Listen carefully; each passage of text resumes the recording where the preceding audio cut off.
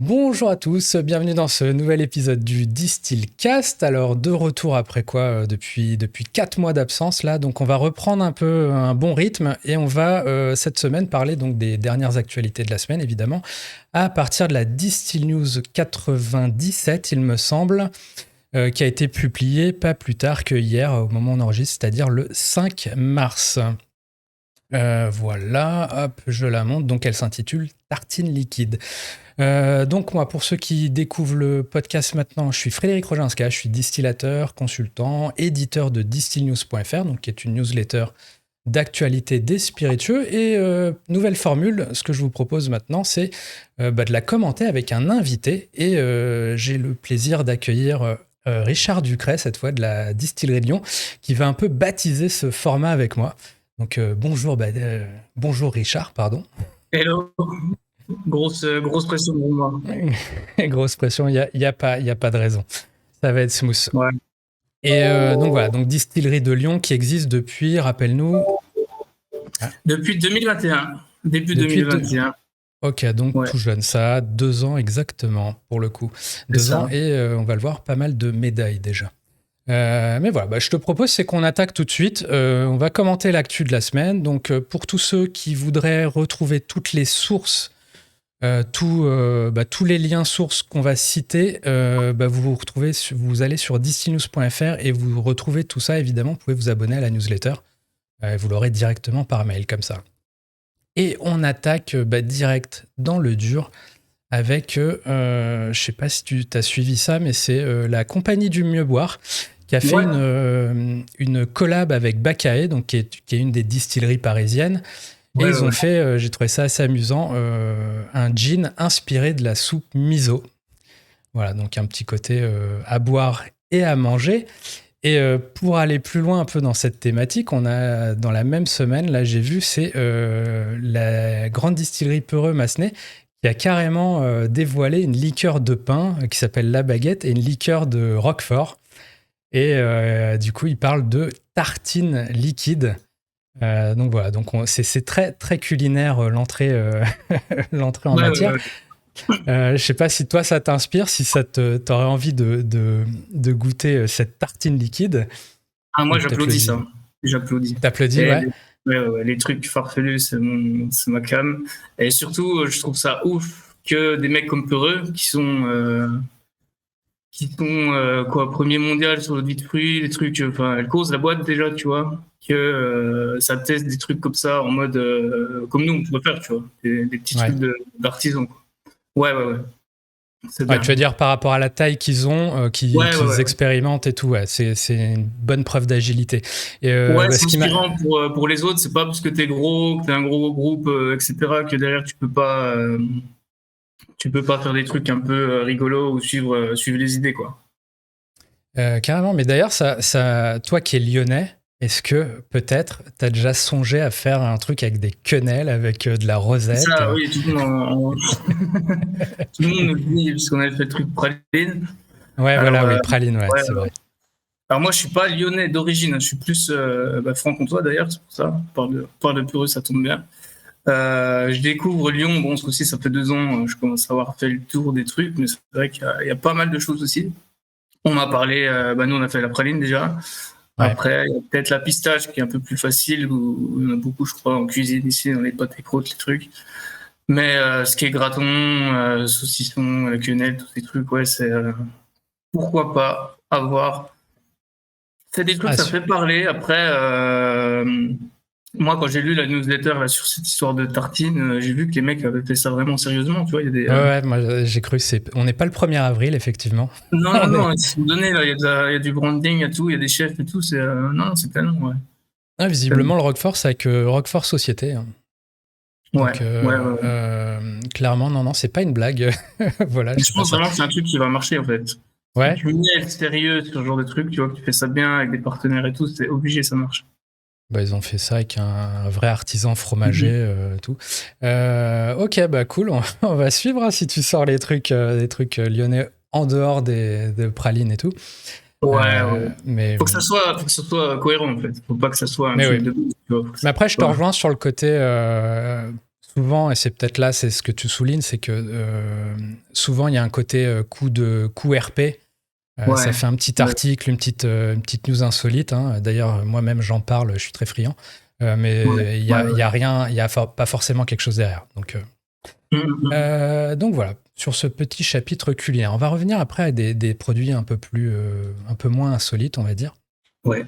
Et on a WhistlePig. Alors, je ne sais pas si tu suis WhistlePig, qui sont un peu sur tous les créneaux et qui sont très connus pour le whisky de seigle. Et qui là lancent ils se mettent aussi au single malt. Donc tu as l'American Single Malt, je sais pas si tu as suivi, qui commence à vraiment se consolider. C'est quelque chose que tu commandes beaucoup d'ailleurs. Ouais. L'américain, le whisky américain, ouais. Oui, je suis assez friand, j'avoue. Mais c'est en train de péter, ouais, en effet. Mais du coup, moi, j'ai du mal à suivre encore. Je suis pas tellement. Ouais. Et je sais pas, je trouve pas que ça soit trop accessible en France pour le moment, tous ces trucs. Ouais, il y a pas autant de références que de whisky écossais, c'est ça que tu veux dire. C'est sûr, ouais, c'est sûr. Parce qu'après, gustativement, moi, j'y crois beaucoup. Je crois beaucoup au fait que c'est justement plus abordable gustativement que du whisky écossais. Et puis après, si tu pars dans les trucs tourbés, le bourbon a cette nature un peu plus sweet, on va dire, dû au maïs. Après, dans un autre délire, tu as le seigle, ça va être plus épicé, mais on va dire c'est plus consensuel, j'ai le sentiment qu'un whisky écossais avec de la tourbe potentiellement, où là ça peut être beaucoup plus clivant. Mais enfin, tout ça pour dire que WhistlePig sont très très créatifs et ils n'arrêtent pas. Ça reste une distillerie qui est très jeune, hein, qui doit même pas, elle doit dater du début des années 2010. Hein. D'accord. Ils s'approvisionnent ailleurs. Forcément, là, ils sortent un single malt de 21 ans d'âge. En réalité, il a été distillé au Canada. Mais par contre, il a été vieilli 21 ans et fini dans des fûts de whisky de seigle de chez WhistlePig. Donc voilà, donc c'est pas exactement un American single malt, mais on va dire un North American single malt, si on prend l'Amérique du Nord dans sa globalité. Voilà. C'est bien vendu. Ouais. Ouais, moi je suis très très fan. Next, on a Loch Lomond, donc là plutôt du côté de chez les Britanniques, a sorti 2 single grain, alors qu'on a la particularité d'avoir été distillé dans des alambics coffee, donc en distillation continue, qui est pas commun, je pense, surtout en Écosse. Hein, on est plutôt habitué au pot still. C'est la première technologie à Cologne. En fait, qui va dater des années 1830, un truc par là. D'accord. Il faut savoir qu'avant ça, on ne savait pas faire d'alcool neutre, en fait. On ne pouvait pas monter aussi haut que 96, voilà. C'est pas sorcier. Sorti un coup en France. Ouais. C'est celui qu'on voit en photo sur le coffret, là. C'était carré, et je crois qu'au départ, c'était même en bois. Ouais. Alors, peut-être avoir même une photo un peu mieux. Ouais. Hop. Mais voilà, l'énorme colonne, là. Il y a des... Enfin bref, voilà. Donc Loch Lomond, qui sort un peu des sentiers battus au niveau du whisky écossais et qui en plus, il y a une des 2 éditions qui est finie en fût de chêne japonais Mizunara. Voilà. Je sais pas si toi t'as déjà exploré ce chêne-là, mais qui est pas facile. J'ai déjà vu le prix et l'exploration s'arrêtait là. Ah bah dis-moi en plus là, c'était quoi les prix que t'as vu? J'en ai vu un, je sais plus, alors il était un peu gros, ça date du 400 litres. Ouais. Le mec, 4300 le ah prix. Oui, ok. Tu vas avoir ton avec ton business plan pour acheter ton fût, tu dis voilà, je vais garder 20 ans, je vais faire passer 60 trucs dedans pour qu'il soit amorti. En gros, faut se dire que tu peux acheter, je sais pas, quasiment une dizaine de fûts neufs pour le même prix en gros. Ouais, c'est ça, ouais. Et en plus, il paraît que c'est le pire bois à travailler, je crois. Ouais, il est très fuyard. Il est très rigide et du coup, pas facile. Mais bon, c'est une médaille à mettre sur ta bouteille, quoi, maintenant. C'est un peu ça aussi. Exactement, ouais. Ça peut, on le voit de plus en plus. Donc, il y a peut-être un côté gimmick marketing, mais bon. Ouais. C'est sûr. J'avoue, j'ai pas assez goûté de choses finies en fût de Mizunara pour me faire une idée quel est l'impact véritable. Bon. Next, on a Woodford Reserve qui chaque année sort une édition avec un petit design sympa pour le Kentucky Derby, dont la marque est et sponsor. Et donc cette année, c'est en l'honneur des 50 ans de la victoire d'un pur sang qui s'appelle Secrétariat. Donc voilà, une belle étiquette. C'est fait par une artiste dont j'ai oublié le nom, mais c'est la même qu'a fait l'an dernier. Et voilà, donc simplement sur le côté design, le whisky, lui, reste le même. J'aime bien ce qu'ils font, ils sont assez Woodford Reserve, ouais. Ouais. Ben, Ça va pas clairement. chercher des trucs de ouf, tu vois, mais je trouve que c'est bien vendu. C'est ouais, très bien. J'ai eu la chance de rencontrer 2 fois Chris Morris, qui a pris sa retraite là, il y a quelques semaines, mais très sympathique en plus, très, très abordable. On enchaîne avec la Bunel, qui est plutôt connue pour les eaux de vie de pomme, Calvados, qui a exploré le gin et la vodka là, en début d'année ou fin d'année dernière plutôt, qui maintenant se met aussi au whisky, donc whisky normand à base d'orge locale de Normandie. Et voilà, un produit, je n'ai pas forcément grand-chose à dire dessus, mais qui est destiné plutôt à la grande distribution. Fût de Calvados? Non, c'est ce que j'aurais pensé, mais a priori non. C'est des fûts de Bourbon. C'est simplement la céréale qui est locale. Voilà, peut-être je dis des bêtises, mais a priori c'est ce que j'ai compris du truc. Mais effectivement, ça aurait été pertinent, peut-être effectivement un fût de Calva. On a ensuite Hendrix, Hendrix qui sort tout le temps des nouveautés, qui a sorti maintenant une nouvelle édition limitée qui s'appelle Flora Adora. Dont les ingrédients, c'est des plantes que les insectes pollinisateurs aiment bien. Donc voilà, je n'en sais pas plus forcément sur les plantes en question, mais voilà un peu comment c'est mis en avant. Et puis c'est toujours... ils te font toujours des petites vidéos assez... Enfin, dans leur esprit, assez... totalement un peu what the fuck. Bon, là, je suis en train d'en montrer une pour ceux qui sont pas sur la vidéo. Mais voilà, donc j'ai pas forcément autre chose à dire dessus. Il n'y a pas forcément plus d'infos. Voilà. Ouais, moi ça me fait sourire. Toujours plus. Insecte pollinisateur. Ouais. Ensuite, on continue sur le gin. On a un nouveau gin français là que j'ai vu apparaître qui s'appelle Mélinite Gin. Et qui a pour particularité d'être vieilli dans des fûts de... Alors, comment ils ont dit ça dans des fûts provenant de prestigieuses maisons viticoles de la Champagne-Ardenne.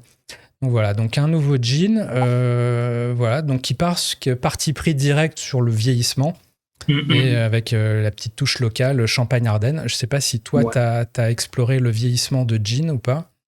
J'en ai fait un peu, alors pas chez moi, quand j'étais au Pays de Galles, j'ai bossé dans une distillerie au Pays de Galles et on faisait des trucs assez, avec une recette exprès assez ronde déjà de base, mais des trucs où, moins de 6 mois quoi, parce qu'après ça partait un peu dans des trucs improbables. Ouais. D'accord, ouais. Oui, le gin, c'est vraiment c'est un affinage. C'est pas un truc le genièvre avec le boisé, le vanillé qui peut ressortir sur des... Ça dépend, on peut y avoir des beaux mariages, tu vois, après c'est un peu... surtout, moi je me demande qu'est-ce que tu fais du fût après, quoi. Là, c'est sûr qu'il est... foutu. Tu l'as bien... Enfin voilà, tu vas pas l'utiliser, tu vas pas faire... je sais pas, est-ce que tu ferais vieillir du whisky après dans un fût qui a contenu du gin avant, c'est peut-être un peu bizarre. Mais pourquoi pas, ça va peut-être se développer à force que le gin vieillit se développe. C'est une catégorie qui est déjà bien explorée, on va dire, le gin, et c'est cool qu'il y ait des vieillissements un peu... ça reste quelque chose pour moi où on explore encore de manière assez noble. Tu vois, le gin mayonnaise ou le gin, il y a un peu des trucs, il y a n'importe quoi. Je dis ça, tu sais, j'ai une marque de gin où on fait justement des trucs farfelus, on n'est pas là pour... mais je cautionne. Mais c'est vrai que le vieillissement, après, il faut voir ce que ça donne. Si c'est... Et encore une fois, c'est simplement un argument, etc., puis qu'on ne voit pas l'effet du truc, ça n'a aucune utilité. Ça, c'est tous les produits. En tout cas, je trouve intéressant, c'est que si tu es dans une démarche un peu locale et que tu as, mettons, toi, tu es du côté de Lyon, tu as des vins locaux, du coup, ça peut aussi être un moyen d'instiller cette touche locale à un spiritueux que tu as fait qui finalement, Ouais. une fois qu'il est passé dans l'alambic, que tu l'aies fait à Lyon, à Bordeaux ou à Paris, On bosse beaucoup avec du côte-rôti, nous, puisqu'on est à 20 minutes, même pas. Donc c'est déjà de 1 parce que c'est simple.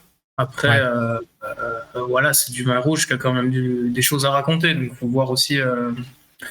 C'est pas parce que c'est une bouteille de vin qui est vraiment chère que toi, ton spiritueux, il va être ouf derrière en sortant, tu vois. C'est justement, ça peut être un peu une bataille de caractère, si tu veux, pendant le vieillissement, sur ce qui en sort derrière. Donc... Mais nous, on a un rhum qui a beaucoup de patates, donc on se le permet. Oui. Voilà.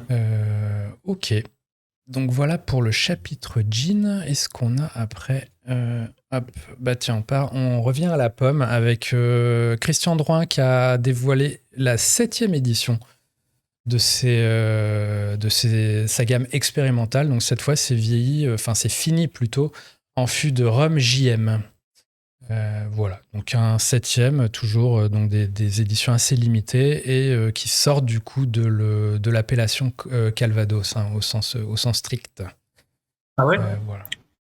Ouais. C'est quoi En fait, dans le cahier des charges, tu peux pas les vieillir dans des fûts autres, quoi. Ok. Voilà. Next. Qu'est-ce qu'on a ? On a le bar 1802 qui a sorti un single barrel de rhum avec 2 phases. Voilà, et ça, donc, bon, un single barrel pour un bar.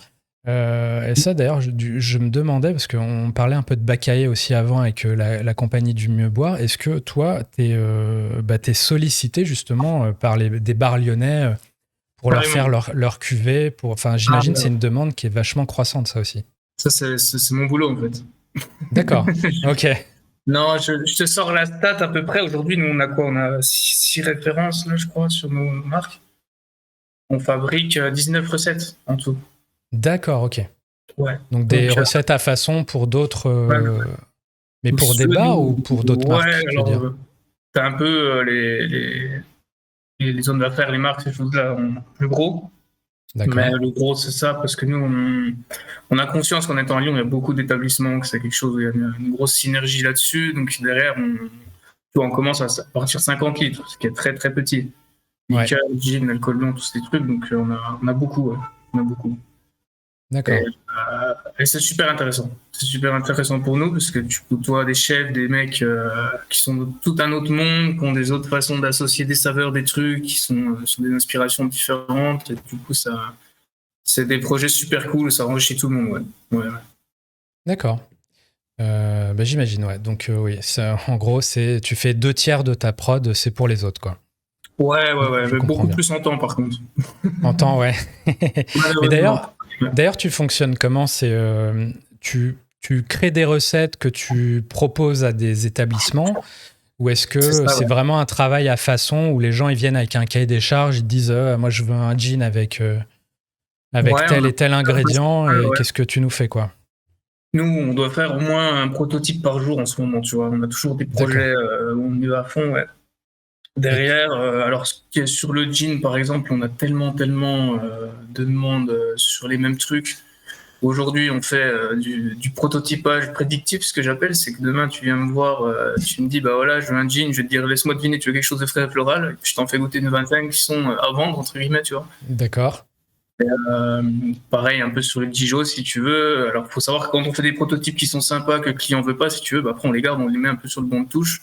Ouais. Ça permet soit de dégrossir quand on rencontre le client pour lui dire bah ça t'en penses quoi, ou ça se trouve déjà ça lui plaît et puis ça part en prod, quoi, tu vois. Donc c'est tu vends une exclusivité ou c'est... Ouais, en général quand on fabrique quelque chose ou alors c'est clairement entendu que c'est un truc qu'on fait et que le mec mettra son étiquette dessus, mais ça c'est un peu moins beau pour l'amour de la musique, si tu veux. On est moins moi j'en suis personnellement moins convaincu, tu vois, que ouais. Et tu produis ça dans ton... Parce que quand tu fais du prototypage, tu fais pas ça dans ton alambic habituel, j'imagine. Ouais, non, pas celui de 1000 litres. Non, c'est un peu compliqué. Nous, on en a 2 autres. On en a un qui fait 3 litres et un qui fait 1 litre. D'accord. Voilà. Ça m'amène une autre question. C'est quand tu fais du 1 litre ou du 3 litres, quand il faut le transposer derrière sur un plus gros volume, Ouais. Enfin, d'expérience, il suffit pas de multiplier les recettes. Non, pas trop, non. Ça, c'est Il faut pas multiplier le 1 litre par 1000 pour avoir le résultat, quoi. ça. Mais ça, tu l'as été, je pense que tu connais. C'est un peu là où il y a l'art du métier qui se ramène. Là. Ok, mais ça fait un sacré gap. Moi, je me souviens, à Bordeaux, je travaillais sur un 8 litres. Et il fallait quand même, que tu passes de 8 litres à 750, tu refais la recette, en fait. Ouais. Après, il y a différentes techniques. C'est sûr que nous, on essaye de le reproduire au maximum. Tu vois, quand on tient un truc, on fait 4, 5 batchs. On essaye de changer un peu les fournisseurs plantes, bosser, voir. On fait tous des tests que j'appelle, avec mon alternant, on appelle ça les tests de paramètres. Tu te dis, bah voilà, à quel degré je commence, quel degré je coupe, etc. Tu essayes de voir chaque fois si tu arrives à tout calibrer. Et puis, de toute façon, quand tu fais le gros batch, évidemment, ça change. Tu vois, c'est jamais. Mais ça va dans le bon sens, en général. L'expérience, c'est toujours mieux quand tu fais en gros. Je le dis pour ceux qui sont pas dans la prod, qui savent pas trop, mais en général, on risque dans le bon sens, ouais. On a une meilleure maîtrise globalement. Les petits lots, c'est vraiment aléatoire. Là, c'est le moindre gramme a des conséquences monumentales sur tout le résultat. Ou les coupes. Déjà que sur 8 litres, faire des coupes, c'est galère. Sur du 1 litre ou 3 litres, je ne sais même pas ce que t'en tires. Ok, super intéressant en tout cas. Je te propose, c'est qu'on continue. Qu'est-ce qu'on a ensuite ? Hop, on a, hop, voilà. Alors, on a Kraken, je sais pas si t'es amateur de rhum, entre guillemets, épicé. Je t'entends un peu mal, je sais pas si c'est normal. Tu m'entends là ? C'est mieux ? Ouais. Les aléas techniques. Donc, tu as Kraken qui a lancé une version cerise noire et vanille de son rhum épicé. Donc voilà, donc ça se développe. Le rhum épicé, je sais que ça marche bien. Donc ça, c'est une exclusivité pour l'instant au Royaume-Uni. Toi qui fais un rhum, je sais pas, est-ce que c'est quelque chose que tu explores, le fait de peut-être redistiller ton rhum avec des épices ou on est sur le coup déjà on a déjà des recettes. Bon après, j'ai un peu cassé la tête parce qu'on a déjà des recettes pour tout. On a déjà exploré pas mal de trucs. C'est juste que là, début d'année, on a fait quasiment un produit par mois, si tu veux. Donc on dit bon, à un moment donné, on va aussi prendre le temps de laisser les clients, les revendeurs suivre, tu vois. Mais ouais, c'est cool. Kraken, ça reste des choses assez faciles ou quoi, mais il faut des produits comme ça c'est sûr. Oui, on va pas comparer effectivement Kraken avec Distillery Lyon. Mais d'ailleurs, quand tu fais tous ces tests là, est-ce que c'est ouvert ? Est-ce que Distillery Lyon est ouvert aux visiteurs déjà ? Première question. Alors, pas trop. On est un peu sur rendez-vous, visite de groupe, ces choses-là. Après, on a des commandes en click and collect où les gens viennent, des fois ils veulent jeter un œil, bon, ça dépend ce qu'on fait, quoi. Si j'ai mis les deux bottes en général, c'est que c'est le bazar. Ok. Les deux pieds dans la mélasse, c'est que les tuyaux de partout, on évite, quoi, tu vois, ça reste. Ah, mais c'est authentique au moins. Ah, bah là, ouais, c'est sûr. Là, parce que pour le coup, c'est quand même dans le business model d'une distillerie aujourd'hui, le fait de faire des visites payantes notamment, c'est quelque chose qui est plutôt pas mal. Et surtout que c'est que les gens qui visitent les distilleries, il y en a quand même une bonne proportion qui repartent avec une bouteille. Et toi qui expérimentes donc ce que tu me dis beaucoup, énormément, c'est aussi l'occasion de, si tu as des lots comme ça, des tout petits lots que tu vas pas distribuer, tu peux les vendre de manière exclusive aussi à la distillerie. C'est dans les tuyaux, de toute façon. On l'a fait sur notre site web, là. Ouais. On a fait une boutique réservée aux membres où il y a un peu des trucs, soit en avant-première, soit justement, comme tu dis, des protos, un peu des trucs un peu farfelus ou qu'on n'a pas envie de vendre ou qu'on a envie de tester, tu vois. Et puis après, pour les visites, on essaye un peu plutôt de faire des one-shots, si tu veux, avec des week-ends portes ouvertes, des choses comme ça, parce que c'est vrai que même quand quand t'as 10 personnes, c'est bien, mais voilà, t'arrêter 1 heure, 1 heure et demie dans ta semaine, quand t'as pas forcément l'effectif pour, puis que t'as un calendrier chargé, ça reste compliqué, quoi. C'est ça, ou faire de la prod parfois, donc pas trop le choix. Oui, effectivement. C'est chronophage. Et, soit t'as à terme, tu as des gens dédiés à ça, et comme ça, tu sépares la prod du reste, quoi. Du côté plus touristique. Next, je te propose, qu'est-ce qu'on a de beau ensuite? On a Selvatic. Alors, c'est une nouvelle marque là, qui arrive sur le marché français via la Maison du Whisky et son incubateur The Avant-Gardiste. Et ça a été fondé, donc c'est une marque italienne qui a été fondée par Charles Lantier, qui avait monté une marque qui s'appelle Hong Kong Baijiu. Je me souviens il y a quelques années. Et voilà, donc là, c'est dans l'air du temps. Ça arrive direct avec toute une gamme, plusieurs gins, un amer, un apéritif amer. Il y a même des cocktails en canette sans alcool. Voilà, donc vraiment, je trouve une marque qui a l'air calibrée dès le départ pour vendre. Hein. Voilà. Et c'est nomade, du coup. Et c'est nomade, ouais. Alors, c'est dans le sens... alors, j'ai cru voir qu'il y avait une petite infographie à un moment. Mais je t'avoue, j'ai pas goûté. Ah, bah, je la trouve pas, l'infographie. Mais voilà, tu vois, toujours avec... ça coche un peu toutes les cases du développement durable et compagnie. Ok. Voilà. Je suis sceptique. On n'a pas les infos. Ouais. Bon, bah, à suivre. En tout cas, Charles, quelqu'un de très sympathique que j'ai déjà rencontré. Mais à suivre. Je pense qu'il y a un salon de la Maison du Whisky prochainement à Paris. Et je sais qu'il y aura un stand de The Avant-Gardiste. Donc, je tâcherai de goûter et je te dirai ce que j'en pense. Alors, je suis pas sceptique sur les produits. Hein. Je suis sceptique quand j'entends nomade, développement durable, tous ces trucs. En fait, on n'a pas forcément d'infos en face, tu vois. Oui, bah écoute, je t'avoue, faudrait creuser ça. Next, qu'est-ce qu'on a? Bah, simplement pour dire oui. Donc, si vous voulez plus d'actu produits, j'ai tout un récap aussi sur le site sur distillenews.fr où je récapitule. Donc, si vous êtes abonné à la Daily, vous pouvez accéder à un récap d'absolument tout ce qui s'est passé côté produit dans la semaine. Donc, je vous encourage à checker ça sur distillenews.fr et à vous abonner évidemment. Mais voilà, petite parenthèse. Ensuite, qu'est-ce qu'on a? On arrive au news business un peu. Avec le Calvados, qui se porte a priori plutôt pas mal, hein, puisque ses ventes progressent. On a l'IDAC là, qui a sorti un communiqué de presse pour donc indiquer qu'il y avait à peu près 5 millions de bouteilles de Calvados qui avaient été commercialisées en 2022. Il y a donc 300 opérateurs qui font tout ça. Et info intéressante aussi, c'est qu'à l'export, ça se porte bien et que les États-Unis, rien que les États-Unis, les exports aux États-Unis ont augmenté de 70%. Donc, je ne sais pas s'il y a un trend particulier sur le Calva aux US, mais clairement, voilà, je ne sais pas combien on part, mais plus 70%, c'est plutôt notable. Cocorico. Exactement.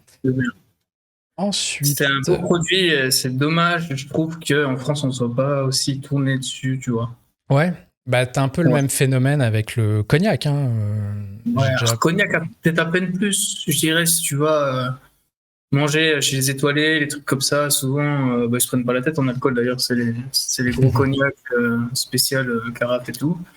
Mais c'est vrai que Calva, aujourd'hui, tu vas dans un bon bar ou un hôtel ou quoi, tu veux boire un bon Calvados, c'est compliqué, quoi. Le mec te fait des yeux, si tu veux. C'est pas courant. C'est du Calva de verse, quoi.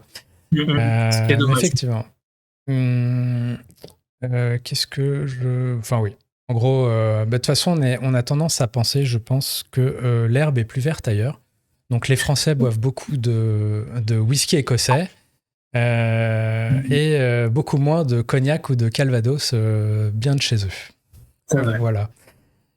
Donc, quand on voyage, c'est assez marquant de voir qu'on parfois on découvre des marques à l'étranger de cognac qu'on ne connaît même pas en France. Voilà. Ensuite, toujours sur un côté business, on a l'exportation de gin qui se porte bien aussi, de gin britannique, je précise. Avec donc des exportations qui ont même fait, il me semble, c'est un plus 9% par rapport à leur niveau d'avant-pandémie. Donc, c'est-à-dire que le gin britannique, en termes d'exportation, a non seulement rattrapé son niveau d'avant la pandémie, mais l'a même dépassé en 2022. Donc, tout va bien. Et là encore, le marché numéro 1, c'est les États-Unis. Voilà, sans surprise. Et en deuxième, on a l'Espagne. L'Espagne qui est très réputée aussi pour être amateur de gin tonic et compagnie. Voilà. Ensuite, petite news, alors peut-être un petit peu plus flippante pour nous, je ne sais pas, tu vas me dire. Mais c'est un projet, donc là on est en Australie, et c'est un projet de l'université La Trobe qui est à Melbourne, et qui en fait est en train de tester une IA, une intelligence artificielle qui en fait est capable de détecter en fait tout le marketing de l'alcool sur les réseaux sociaux, et notamment capable de détecter grâce au deep learning et compagnie, est-ce qu'un post est une publicité masquée par exemple, ou est-ce que c'est une publicité déclarée, ou est-ce que c'est un post spontané. Voilà, donc ils sont en train de tester tout ça avec l'intention de faire un peu évoluer la législation pour prendre en compte un peu tous ces nouveaux formats de communication. Ouais. Et même en France, je sais pas si tu as suivi un peu, mais on voit qu'il y a eu Meta, donc le groupe Facebook, Instagram, qui a été contraint d'effacer des posts d'influenceurs. Donc il y a en ce moment une grosse vigilance à un niveau même mondial. Là, on voit que c'est en Australie que ça se passe. Peut-être qu'ils exporteront cette techno en France aussi, donc à surveiller. Ouais. C'est une bonne chose, je dirais. C'est un peu la première question finalement qu'on se pose quand on parle de loi E20, de trucs sur les réseaux sociaux, c'est est-ce que c'est une publicité ou pas finalement. Ouais. Parce que quelqu'un qui boit un verre sur Instagram, il y en a partout, mais derrière, est-ce que c'est sponsorisé, est-ce qu'il y a une marque taguée, etc. Voilà. C'est vrai. Faut-il une IA pour comprendre la loi E20 et l'appliquer à Instagram? Alors disons qu'il y a plusieurs niveaux. T'as d'une part la loi E20, donc là on est quand même sur quelque chose de très spécifique au niveau de la France, qui est plutôt lié au fait est-ce que le message qui est avancé, est-ce qu'il est dans les règles, est-ce qu'il est neutre, est-ce qu'il focus sur les spécificités du produit, je sais pas, ses ingrédients, ses modes de conso. Et pas en mode on fait la fête, on boit tel gin ou tel truc. Donc ça c'est le volet loi E20. Là on est sur le volet finalement marketing. Finalement peu importe est-ce que c'est E20 friendly ou pas, est-ce que c'est de la publicité cachée ou pas. Donc il y a effectivement ces deux aspects. Ça me fait penser au scandale qu'il y a eu, je sais plus dans quelle ville ni quelle marque c'était. Les mecs qui payaient des filles sexy là, pour aller dans les bars et dire ouais, moi je bois que ce cocktail-là et tout, tu sais, de telle marque. Alors je sais plus du tout, de toute façon, on va pas citer la marque si je me souviens.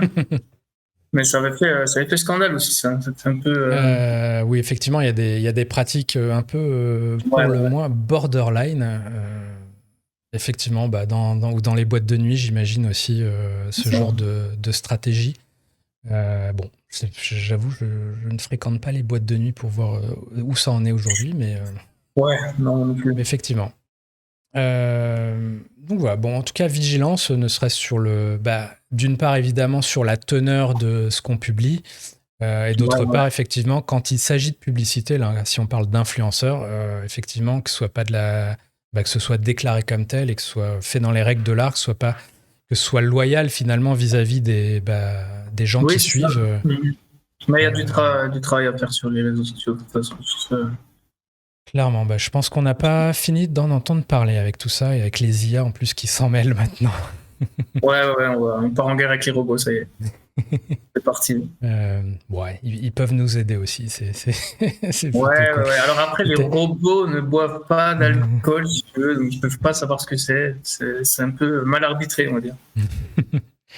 On peut imaginer une IA qui est entraînée sur toutes les recettes que tu as développées à la distillerie de Lyon, qui va reconnaître certains patterns de ce que tu aimes, de ce que tu développes, comment tu le fais, et qui peut-être un jour te débitera une recette clé en main qui correspond exactement à ta manière de bosser. Je suis sûr que ça sera dégueulasse. Ah oui. Bon. Alors là, je parle à un convaincu là. Ouais. Alors moi, je serais plus optimiste que toi pour le coup. À ceci près que je pense qu'il faudra toujours évidemment l'intervention humaine pour jauger, pour affiner. C'est comme, quand tu utilises un alambic avec tout plein d'électronique qui te donne la température exacte et tout à tout moment, tu peux à un moment automatiser des choses, faire que tes coupes elles se fassent à tel degré, tel machin, à tel moment, tel timing et tout. Mais au final, quand bien même tu as super cadré le truc, tu réalises que, tiens, parce que, je sais pas, tes agrumes du jour, ils étaient plutôt comme ci ou comme ça. Tu réalises combien, en fait, l'intervention humaine, elle est importante pour jauger. Ah tiens, je vais faire ma coupe plus tôt, plus tard.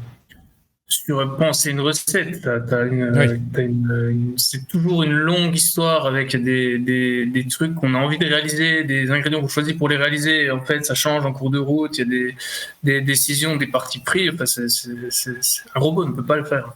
C'est pas compliqué. Ou alors il fait un truc consensuel et nous, on n'est pas là pour faire des trucs consensuels. On est des artisans. Tu vois ce que je veux dire? C'est vrai. Je pense à la gentiane qu'on a faite là. Le truc, à un moment donné, j'ai dit, allez, on s'en fout. En fait, moi, j'adore la gentiane, j'adore la mer. On va faire le truc le plus amer du monde, tu vois. On voit 2000 grimaces pour 10 mecs qui adorent, tu vois. Mais les mecs adorent, ça plaît, tu vois. Et ils ont dit, c'est cool, on vous l'apprend, tu vois. Enfin, il y a un produit, tu vois.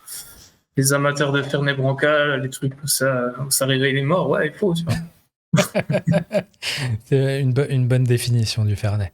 Ouais. Mais t'innoves en fait, parce qu'après demain tous les produits sur le marché sont pareils, c'est ça que je veux dire. C'est que ça serait ennuyeux à souhait, et, c'est pas pour ça qu'on fait ce boulot. Clairement, tu prêches un convaincu là-dessus. Et c'est aussi ça l'avantage quand tu es une plus petite structure, c'est que tu peux mettre en place, en œuvre et tester plein de choses comme ça très rapidement. Là, on parle de l'intelligence artificielle, mais je parle un peu de tout ce qui est. Je vois aussi, on parle pas mal de métavers, de choses comme ça là, dans le monde de la colle. C'est rien de. C'est le dernier endroit où ça doit s'appliquer, je pense. C'est tout cohérent. Ouais. Bon, sois préparé quand même. C'est un autre débat. Bien sûr, on surveille. Mais de toute façon, pour ceux qui suivent la newsletter, vous pouvez voir que c'est des sujets très récurrents d'une semaine à l'autre. Donc voilà, à suivre sur dcnews.fr évidemment. On enchaîne avec un petit volet taxe. Alors c'est juste pour dire le Canada. Je ne sais pas si tu as suivi le Canada qui en début d'année a revu ses recommandations gouvernementales sur ce qui était correct, ou sans risque de consommer, qui est passé à tout simplement 0 verre. Ils suivent l'OMS, c'est 0 verre par semaine, ou alors 2 verres par semaine pour un risque limité, sachant qu'il y a même pas 10 ans, les recommandations au Canada, c'était 10 verres par semaine pour les femmes et 15 verres pour les hommes. Donc on voit qu'il y a un vrai shift qui est en train de se faire en ce moment. Mais voilà, le Canada qui a décidément un contentieux avec l'alcool et qui, le 1er avril, va encore augmenter ses taxes. Donc voilà, les Canadiens sont pas ravis là-dessus. Apparemment, c'est la plus grosse hausse depuis 40 ans. Donc voilà, petit volet un petit peu plus pessimiste, on va dire. Mais à suivre. Ensuite, on a le petit volet russe. Alors, c'était juste une petite news là, que j'ai vue sur Drinks Business, comme quoi finalement, la nature a horreur du vide et on a des marques de scotch qui évidemment boycottent le marché russe suite à l'invasion de l'Ukraine. Mais voilà, bon, il y a des marques peut-être un peu opportunistes et on a visiblement des marques de whisky indien qui profitent des places vacantes laissées par les Écossais notamment pour essayer d'introduire leur whisky indien en Russie. Voilà.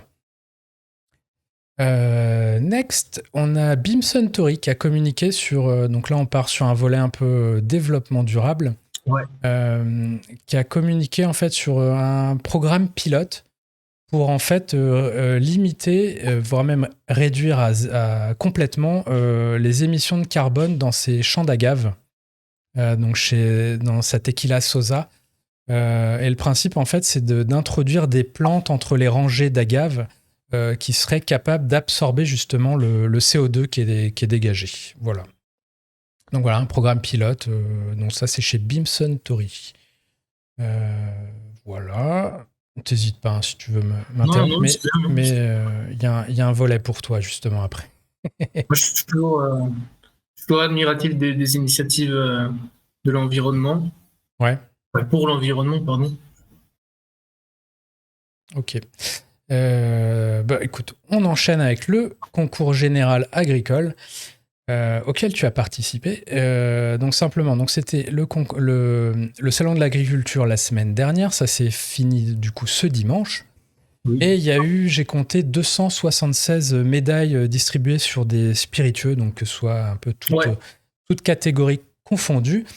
Et parmi toutes celles-ci, donc il y a du cognac, il y a de l'armagnac, il y a des gins, il y a des rhums, des arrangés, des liqueurs et notamment un anisé qui a gagné l'or. Et c'est le tien. L'anis des Gones. Donc voilà, donc on le mentionne. Et alors j'ai plusieurs questions à ce sujet. Si peut-être tu veux éclairer les gens sur c'est quoi les modalités déjà pour concourir au concours général agricole. Et puis, Je peux t'en parler très bien. J'étais longtemps candidat, j'ai été jury même plusieurs fois là-bas, à Paris. Ouais. Alors, c'est sur les spiritueux. On va parler parce que c'est pas pareil du tout les produits. Ouais. Nous, c'est un monsieur de la Chambre d'agriculture qui vient, qui est missionné et qui sélectionne les produits au hasard dans notre stock, dans notre production, qui les scelle et après on les envoie au concours. D'accord. Et ça, c'est un des rares concours où c'est comme ça d'ailleurs. Ça devrait être. Bon, alors c'est faisable à l'échelle de la France. C'est vrai que pour les concours internationaux, si tu prends le concours de San Francisco, c'est un peu plus compliqué qu'ils envoient des mecs dans le monde entier sceller des échantillons, c'est sûr. Mais en tout cas, voilà, donc ça c'était la première chose. Et ensuite, Paris, alors quand j'allais juger, moi, il y a quoi? Il y a un peu moins de. Peut-être quoi? Il y a 4-5 ans, je sais plus. Ça a peut-être changé. Je dis ça, je suis moins sûr. Mais tu avais maximum 12 produits par table, il fallait 3 jurés par table au minimum, et tu pouvais médailler qu'un tiers de tes échantillons, je crois. D'accord. Donc 12 produits, tu peux mettre au maximum 4 médailles, et tu peux mettre 4 médailles d'or si tu as envie, tu peux mettre 3 médailles d'argent. Ah ok. Ah, c'est pas, faut pas dispatcher or, argent, bronze et si tu as plusieurs tables, tu peux avoir aussi bien, si tu as plusieurs tables de 12 produits, pour rester sur le même exemple, tu peux avoir aussi bien 4 médailles d'or sur chaque table. C'est comme ça avant, je te dis ça, ça fait longtemps que j'ai pas été jugé, donc ça a plus bougé. Et c'est un concours qui est difficile parce que, en fait, c'est des consommateurs qui s'y jugent. Ouais. Ouais, c'est pas évident ça. Du coup, ça. Moi, quand je sais qu'ils sortaient les stats où tu avais 70%, je crois, des jurys qui venaient d'Île-de-France, des trucs comme ça. Alors, ils prennent n'importe qui peut postuler, donc ça veut pas dire que n'importe qui y va. Après, ils proposent des formations avant. Si tu t'inscris pour juger, moi, tiens, j'avais été au Pastis. Ça devait être en 2019, 2018, je sais plus, j'avais jugé le pastis. Ils te proposent une formation où ils t'envoient à Marseille avec un formateur goûter des pastis et tout. Donc c'est gratos. Et ça, c'est super intéressant en fait. Déjà pour les gens qui veulent, tu sais, commencer à se mouiller un peu dans le milieu de la dégustation, tu fais le CGA, c'est gratuit. Tu peux aller voir les formations, les trucs. Tu croises des beaux experts aussi là-bas. C'est assez enrichissant. Et voilà, sur le déroulement du truc, c'est un peu comme ça que ça se passe. Donc du coup, nous, on est très contents de l'avoir remporté, parce qu'on a pensé à une deuxième recette de pastis qui était destinée à un public un peu moins technicien, on va dire. D'accord. Et du coup, de remporter une médaille d'or sur Paris, où justement c'est un jury un peu plus grand consommateur, où je prends des guillemets quand je dis ça, mais du coup, on pense que ça colle. Tu vois, c'était une très bonne nouvelle pour nous. Ouais. Et alors, c'est un concours qui est gratuit pour participer Non. Non, c'est pareil. Ok, donc pareil, c'est pas le plus cher, c'est pas le moins cher, je sais plus combien c'est, ça doit être une centaine d'euros par échantillon. D'accord. Ouais. Ok, ça c'est plus somme si tu veux envoyer tous tes produits, c'est sûr, mais ouais. je les envoie, plus les échantillons, c'est vrai que c'est des coûts. Ok. Et justement, le fait que alors je me souviens, t'avais eu une médaille pour ton premier pastis. Ouais. Et j'avais vu la vague médiatique que ça avait fait. Oui. Voilà, genre le meilleur pastis du monde est lyonnais, tu vois, genre dans les dents, les Marseillais. Et est-ce que j'imagine que le concours général agricole, ça a aussi un impact aussi potentiellement énorme. Paris, c'est le plus connu des consommateurs en France. Voilà, quand tu t'inscris au CGA, ils te disent bien que c'est. D'ailleurs, tu montres le médaillon, celui-là, tu peux aller le montrer à ta grand-mère, à ta tata et tout. Ils te disent tous, oui, ça j'ai déjà vu, je connais, bravo. Ouais. Et ça, toi, tu vois un impact immédiat sur les ventes, j'imagine? Non. Non, là, cet été, peut-être. Mais là, on était fin février, si tu veux, le pastis, c'est pas. Mais alors, si on se projette par rapport au précédent, alors, je sais plus c'était sur quel produit où tu t'avais justement publié, t'avais une récompense. Sur le bleu. Et c'était sold out, en fait. T'étais sold out dans la foulée, quoi. L'année dernière, on avait fait donc les World Drinks Awards, et après, on a vu une double or à Bruxelles aussi.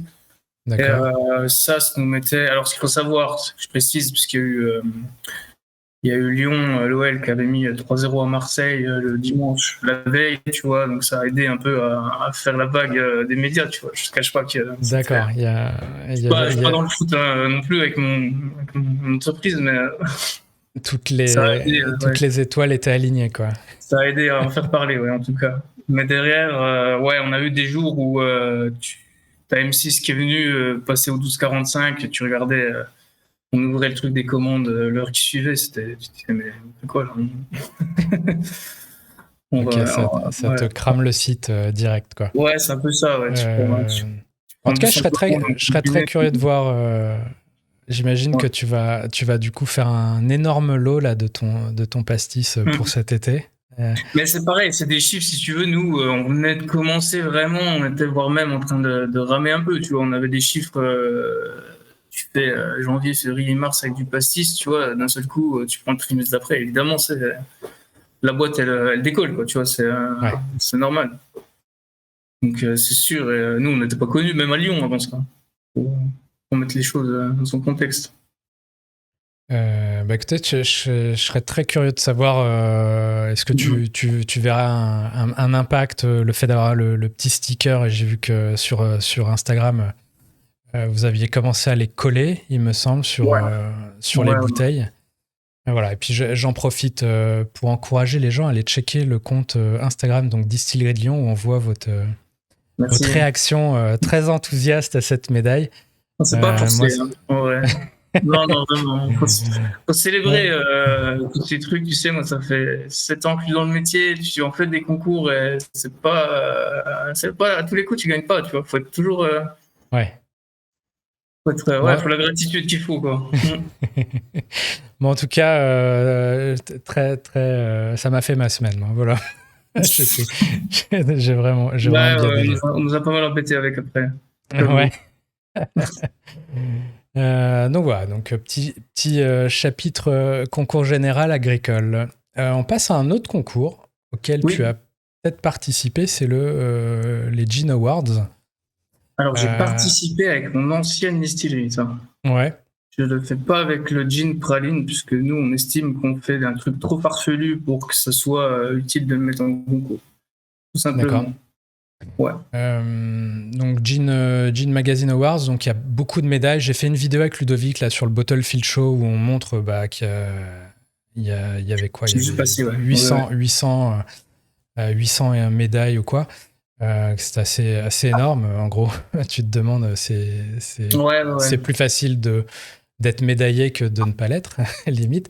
Mais simplement pour dire qu'au-delà de ça, ils ont aussi un Hall of Fame. Le Gin Hall of Fame et Cocorico, donc il y a 4 nouvelles inductions, parmi lesquelles on a Alexandre Gabriel de Citadel, de Maison Ferrand, donc Gin Citadel, qui est pour le coup est pionnier dans le gin en France, hein, dès les années 90, faut-il le souligner, bien avant 95, le truc à mon âge, si tu veux, donc je ne pas. J'ai Ben rien à voilà. dire dessus, tu vois. Voilà, donc c'était Maison Villevert l'an dernier qui avait eu une induction. Là, on a donc Alexandre Gabriel. Donc voilà, Il y a du monde sur Cocorico. le gin à ce concours. Je crois que dans le gin, ça doit être celui qui est le plus, oui, le plus Ouais. participant. Ouais, ouais, ouais. Ouais, parce qu'ils font aussi des clean whisky et compagnie. Ouais, ouais. Ensuite, bon, on n'arrive pas loin de la fin, il me semble. On a en Angleterre, on a une campagne. Donc là, on rentre un peu plus dans les news un peu bar. Ouais. On a différentes marques. On a notamment Moss qui fait des cocktails RTD en canette. On a Trip, on a une marque qui s'appelle The Uncommon qui fait, il me semble, du vin en canette. Enfin bref, toutes ces marques se sont un peu alliées en Angleterre pour faire la promotion en fait du format canette dans les bars pour mettre en avant le côté pratique, le côté léger, le côté plus éco-friendly que les bouteilles en verre et pour pousser les professionnels du CHR à adopter le format canette, y compris la canette, c'est pas qu'un format finalement pour le supermarché ou je sais pas pour la maison, quoi, pour le domicile. Ça peut aussi fonctionner dans les bars. Voilà, je sais pas si toi, tu explores ce genre de packaging. Alors, pas la canette, pas du tout. À la canette. Tu vois, je découvre la news et je trouve que c'est un peu bizarre que pour le CHR, les mecs préconisent la canette. Ouais,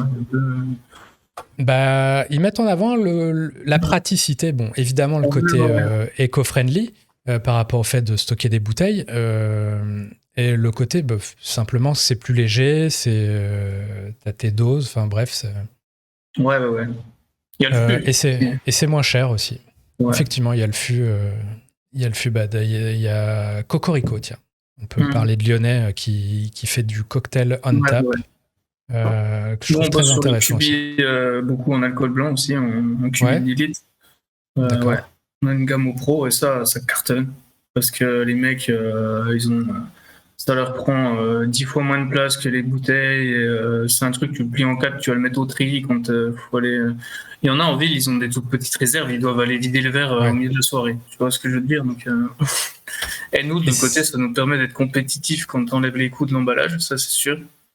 Et c'est pour ça que, et moi, en tant que client du bar, j'aime bien quand même avoir un verre, quoi, parce que les mecs, ils ont des beaux verres. Souvent, c'est l'endroit, ça fait un peu hall de gare, tu vois, de se balader avec ça. C'est mon avis, tu vois, c'est pas. Mais quand tu fais du vrac, du coup, tu fais des cubis, c'est en mode vrac, il n'y a pas de marque, ou est-ce que les bars où ils ont une bouteille distillerie de Lyon qu'ils re-remplissent à chaque fois, ou c'est totalement en général, neutre. ils mettent que c'est nous, puisque ça leur fait un argument plus. Ouais. Mais derrière, alors c'est des recettes dédiées. Tu peux pas les trouver chez nous, tu peux pas les trouver en bouteille quelque part, tu les trouveras que là. D'accord. C'est un peu aussi, ça aide à le placer du coup, c'est que on court-circuite pas notre distrib avec un autre canal, un autre format, tu vois. Mais t'as pas, du coup, ça te donne pas envie de développer, d'avoir une bouteille pour le produit, une jolie bouteille.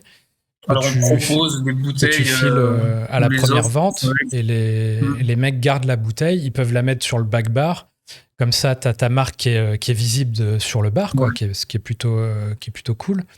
Et derrière, ils ont juste à la re-remplir, quoi. Ouais. Alors c'est un truc où on prend vraiment notre temps, en fait. Hein. On regarde un peu comme ça se passe pour le moment. Les clients qu'on a, s'ils mettent une étiquette ou une marque Chrome dessus, si tu veux. Et, des fois, dans leur carte, c'est marqué que c'est nous ou pas. Enfin, ça dépend. C'est un peu. En général, c'est les alcools de verse, si tu veux. Ça, c'est sûr. Ouais. Mais après, il y en a qui nous demandent, donc on voit un peu. On nous demande des recettes aussi, donc on bosse sur telle recette, on développe, on sort, et puis voilà. On se laisse un peu porter par les retours qu'on a. C'est surtout une gamme où on se prend pas la tête. C'est vraiment un service aux pros sur ce volet-là, ouais. Ok. Suivant, on arrive à l'agenda. Agenda avec la journée des spiritueux français qui arrive pour une 3e édition. Ça sera le 31 mars prochain, donc c'est tout bientôt. Je sais pas si tu participes, j'imagine oui. Je crois que j'avais fait. Il faut s'inscrire en ligne, non? un truc comme ça. Ouais, tu t'inscris, après simplement tu publies des photos avec le hashtag, tout est un peu agrégé et ça donne un peu de visibilité, je crois, il les republie. Enfin, voilà, ils ont un peu fait le ménage sur le compte Instagram justement et il y a simplement 2 posts pour dire que c'est quoi l'objectif et comment participer. Donc ensuite, on a le salon mondial, salon international du rhum, qui se tenait habituellement en Guadeloupe, il me semble, ou en Martinique, Ouais. je veux pas dire de bêtises, mais qui devait se tenir là au mois de mai à Paris. Première à Paris au Palais Brognard, en plus, donc lieu très stylé dans le centre de Paris. Mais apparemment, donc c'est décalé en fait au mois de février de l'année prochaine, donc 2024. Et au passage, donc le sommet international du rhum se renomme en mondial du rhum. Voilà. Petite news. Agenda. Qu'est-ce qu'on a ensuite ? On a... ah oui, simplement pour dire que j'ai fait un podcast avec Ludovic pour ceux qui s'intéressent au branding, sur le rebranding, enfin du coup le rafraîchissement de NC qui a changé un peu son logo. Donc vous pouvez retrouver ça évidemment sur les plateformes, toutes les plateformes. Donc c'est Bottlefield Show, évidemment en audio. Ensuite côté toujours média, petite news pour dire qu'on a Bimson Tori qui a fait de la pub pour une de ses marques de RTD qui s'appelle Nutrol, où je suis incapable de le prononcer, avec une actrice du SNL, donc du Saturday Night Live, donc plutôt sur un angle humoristique. Voilà, donc vous pouvez retrouver évidemment tous les liens dans la newsletter de la semaine. On a également Plantation qui fait des vidéos très sympas. Je sais pas si tu suis Plantation, on parlait d'Alexandre Gabriel juste avant, mais ils ont publié là sur leur chaîne des petites vidéos de présentation de leur rhum jamaïcain, Fidji et Barbade. Donc des petites animations qui sont plutôt sympas, que ça dure 3 minutes et ça vous explique l'origine des différents rhums, comment ils sont faits, etc. Voilà, donc plutôt très joli. Je vous encourage évidemment à aller regarder ça sur leur chaîne. Toujours les liens en description. Comment ? C'est toujours très joli, les plantations. Ouais, et ils font ne serait-ce que leurs étiquettes sont super stylées. What else ? On a ensuite, j'ai vu, c'est le centre de formation de Baptiste François, Distillerie Baptiste. Qui s'est mis à faire des lives. Donc moi j'ai participé à un d'ailleurs, c'était mi-février. Okay. Et il y en a un deuxième là qui a été publié où là c'était plus sur l'angle de la distribution des spiritueux. C'était avec Laura Ingnaud et Antoine, que je dise pas de bêtises, Antoine Volmar, et pour un projet qui s'appelle Les Alambiqués. Voilà, donc vous pouvez également retrouver ça maintenant sur la chaîne YouTube. Donc vous checkez Baptiste François. Je vais aller voir. Je ne connais pas du tout. Donc voilà, donc avec un angle, je pense qu'il peut intéresser beaucoup il y a un angle plus sur les producteurs justement. Donc là, c'est moi par exemple quand je l'ai fait avec lui, c'était pour un peu expliquer, ok, vous êtes producteur, vous les communiquez. Dans les médias, peut-être comment vous y prendre, comment Distil News fonctionne, par exemple. Ouais. Là, c'était sur un angle distribution avec donc une boîte qui s'appelle Les Alambiqués. Et voilà, et il me semble qu'on arrive au bout, tout simplement. Donc, je sais pas, est-ce que tu retiens quelque chose de toutes ces news ? Est-ce qu'il y a un truc qui t'a marqué le plus entre les news produits au début, là, un peu farfelu ? Moi, j'ai envie de goûter le Roquefort quand même. Ouais. Ouais, c'est vrai. Je t'avoue, moi, je fais un peu la grimace. Il y a un truc qui me... Ah ouais. Le tartine liquide, je sais pas, ça me fait bugger un peu. Ouais, après, faut pousser le truc, faut parler. Mais... Et je serais très curieux de voir comment ça a été produit. Ce que j'imagine, ça a dû être un sacré merdier à nettoyer ou quoi.